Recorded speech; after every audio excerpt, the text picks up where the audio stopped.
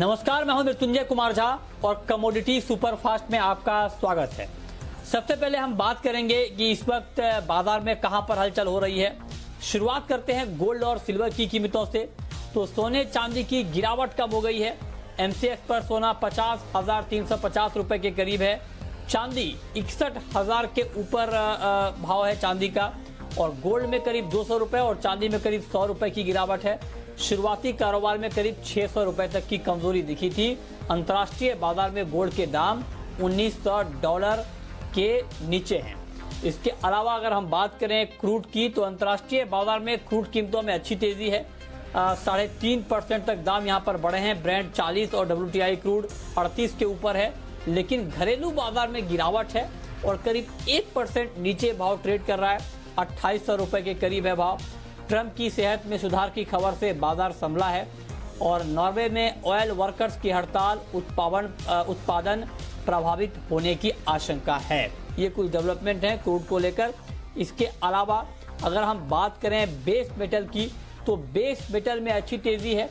Copper 511 के करीब है। 3% तक की मजबूती यहां पर दिख रही है। एल्युमिनियम 144 के करीब है, 1% तक की तेजी। जिंक और निकल में भी मजबूती है। इक्विटी मार्केट में तेजी से बाजार का मूड सुधरा है।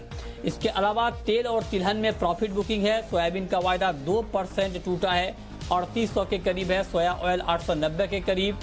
और बाकी ऑयल में भी, ऑयल सीड कॉम्प्लेक्स में भी गिरावट यहां पर दिख रही है। इसके अलावा ग्वार में भी मुनाफा वसूली आई है। गुरुवार की बड़ी तेजी के बाद आज नीचे है करीब 1% ग्वार सीड का दाम। और ग्वारगम में भी करीब 0.25% की गिरावट दिख रही है। और खबर अब ये भी है कि आगे एक भरोसा दिया गया है केंद्रीय मंत्री अर्जुन राम मेघवाल की तरफ से कि आगे ग्वार की MSP तय कराने का पूरा प्रयास किया जाएगा। तो ये कुछ महत्वपूर्ण खबरें हैं। लेकिन अब आपको बताते हैं कि आपको ट्रेड कहां पर लेना है, और ये बताने के लिए हमारे साथ केडिया कमोडिटी के अजय केडिया जुड़े हैं। अजय जी, बहुत बहुत स्वागत है आपका। गोल्ड से ही शुरुआत कर लेते हैं। गोल्ड का मार्केट दबाव में है, नीचे है, क्या किया जाए? अभी भी बेच दिया जाए या यहां से कुछ रिकवरी की उम्मीद आपको दिख रही है? गुड आफ्टरनून मिथुन जी। देखिए, थर्सडे के दिन हमने काफ़ी अच्छी वॉलिटिलिटी के साथ मार्केट को मूव करते हुए देखा। शुक्रवार का सेशन हमारे इधर बंद था, बट इंटरनेशनल में जब तेजी आई भी तो हमने देखा $1920 के ऊपर गोल्ड बिल्कुल सस्टेन नहीं कर पा रहा है। तो अनलेस एंड अनटिल 1920 का लेवल इंटरनेशनल में नहीं तोड़ता है, मुझे लगता है प्राइजेस साइडवे ही रहेगा। नो डाउट कुछ अनसर्टनिटी है हेल्थ को लेकर, जिस ढंग से हमने डोनाल्ड ट्रंप को पॉजिटिव होते हुए देखा, उसकी वजह से प्राइजेस में सपोर्ट था। बट अब मुझे लगता है कि मार्केट थोड़ा सा ऑफ टेक कर रहा है। तो आज के लिए मुझे लगता है 50,400 50,450 का जो रेंज है, इसे बेच के चलना चाहिए। डाउन साइड में 50,100 का लेवल गोल्ड में देखने मिल जाएगा। ठीक है, तो ये तो बात हो गई गोल्ड की। क्रूड पर क्या व्यू है आपका? क्रूड में क्या किया जाए?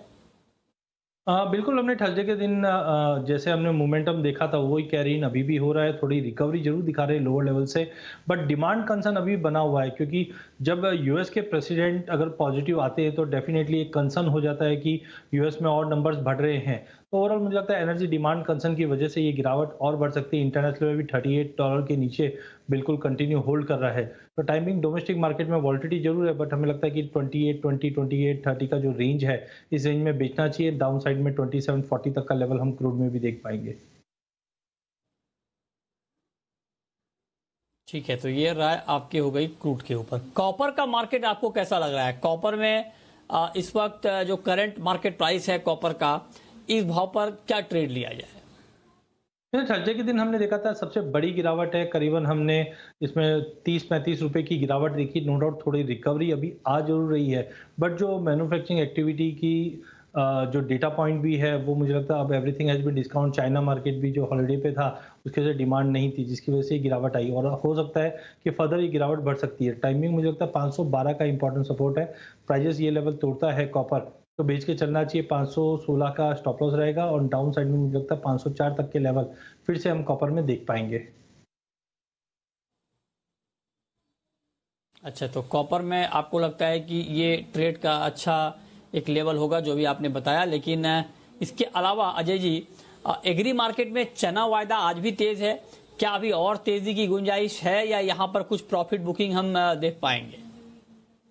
मुझे लगता है कि कॉपर जिस ढंग से चने में हमने देखा कि इस बार डिमांड धीरे-धीरे अभी इम्प्रूव हो रही है, जिसके चलते प्राइसेस में तेज़ी है। ख़ास करके पिछले 1 हफ्ते भर में हमने देखा कि सोइंग डिले हो सकती है, जिसके कारण ये बड़ी तेज़ी आई है।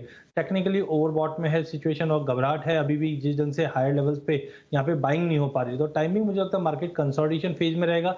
जब तक प्राइसेस 5500 के ऊपर है, आई थिंक ऊपर में 5580, 5600 दिखा देंगे, बट लॉन्ग टर्म पर्सपेक्टिव मुझे ज़्यादा अच्छे नहीं लग रहे, क्योंकि स्विंग एरिया काफ़ी बढ़ सकती है। तो छोटे टाइम फ्रेम के लिए मुझे लगता है आज के लिए अगर बात करें आज और कल के लिए, तो बाय करके चलना चाहिए, बट अपसाइड लिमिटेड रहेगा जो 5580 तक का लेवल दिखा देगा। ठीक है, तो ये राय आपकी है चने के ऊपर। इसके अलावा मस्टर्ड का मार्केट अभी आपको कैसा लग रहा है? सरसों में क्या हो सकता है अब? देखिए, पूरे एडिबल ऑयल पैक की अगर बात करें, चाहे रिफाइंड सोया, सीपीओ और सोयाबीन, सभी में हमने गिरावट दिखा। उसका एक ओवरहैंग हम मस्टर्ड पे भी देख रहे हैं, बट जिस दिन से ब्लेंडिंग वाली न्यूज़ या एडिबल ऑयल के भाव जो बढ़े हैं और साथ में इस बार सोइंग डिले हो सकती है, ये सबको देखते हुए मस्टर्ड में अभी भी तेजी बाकी है। तो टाइमिंग मुझे लगता है जब तक 5400 के ऊपर मार्केट होल्ड है, बेचने से बचे।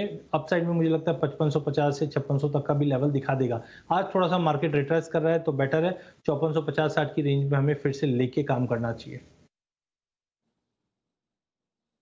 ठीक है, तो ये 5 कॉल जहां पर आपके लिए ट्रेड का मौका बनेगा। लेकिन अब शुरू करते हैं सवाल जवाब। पहला सवाल है राहुल जैन का, मनावर से है हमारे साथ। पूछिए जैन साहब।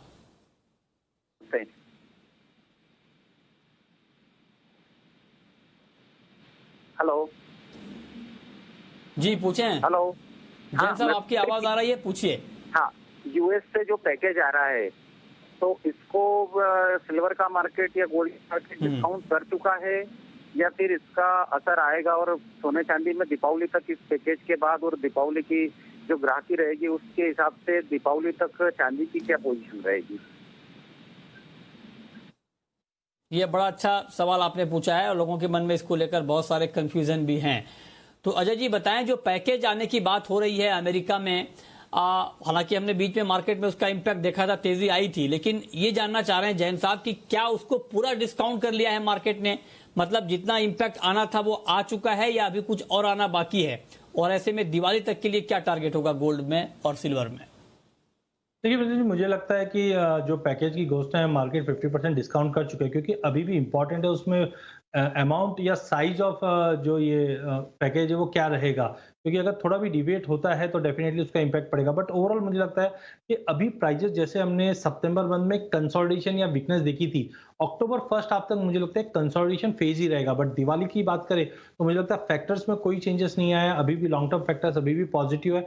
एक करेक्शन ड्यू है जो मुझे लगता है 1800-1820 का एक बेस बनाता हुआ दिखाई देगा इंटरनेशनल के हिसाब से, और डोमेस्टिक में हो सकता है 48-500 का एक बेस बन सकता है अक्टूबर मिड तक। और दिवाली तक मुझे लगता है फिर से 54,000 तक का लेवल हम गोल्ड में देख पाएंगे। वहीं चांदी में जो इनका सवाल था, मुझे लगता है 65,000 से 66,000 तक का लेवल हम दिवाली या दिसंबर तक हम चांदी में भी देख पाएंगे।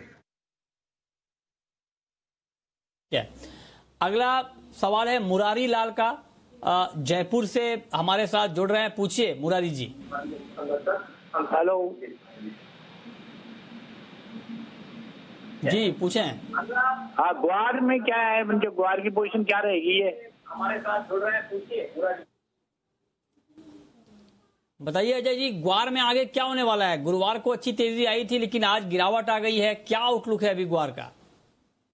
मुझे लगता है कि ग्वार के जो फंडामेंटल है वो काफी बुलिश है। जिस ढंग से हमने देखा कि एरिया अंडर कल्टीवेशन में इस बार ड्रॉप है और प्रोडक्शन साइज भी करीबन 45 के आसपास का उम्मीद कर रहे हैं। बट इंपॉर्टेंट है, जिनके पास काफी माल पड़ा हुआ है तो 4200 के करीब जाता है तो हम देखते हैं चेंज ऑफ हैंड, यानी कि वहां पे प्रॉफिट बुकिंग होते जाती है।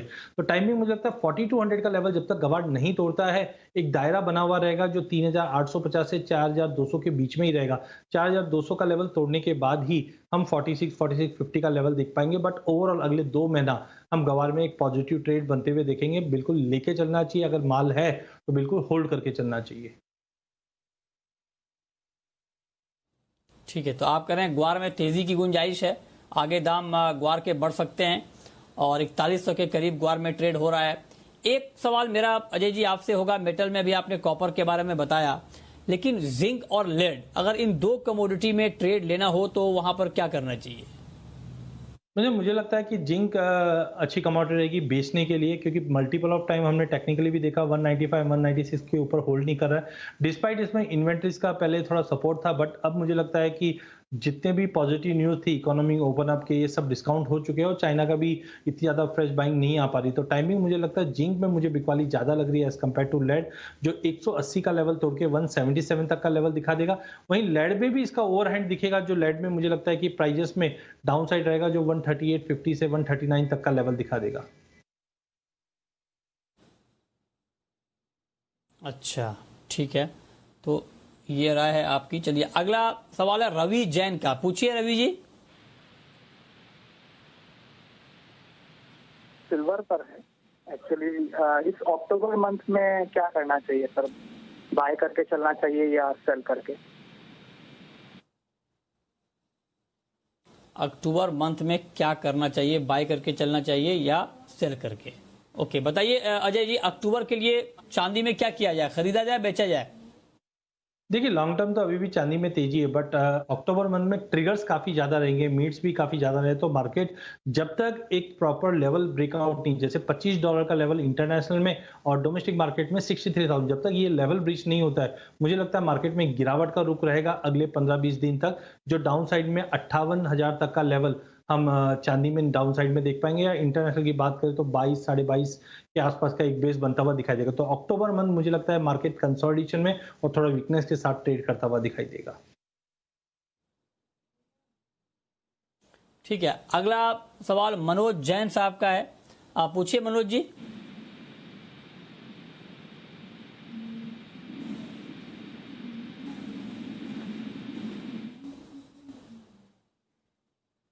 मनोज जी, आपको आवाज आ रही है? सर नमस्कार सर, मेरा नाम शरद गोयल है जी।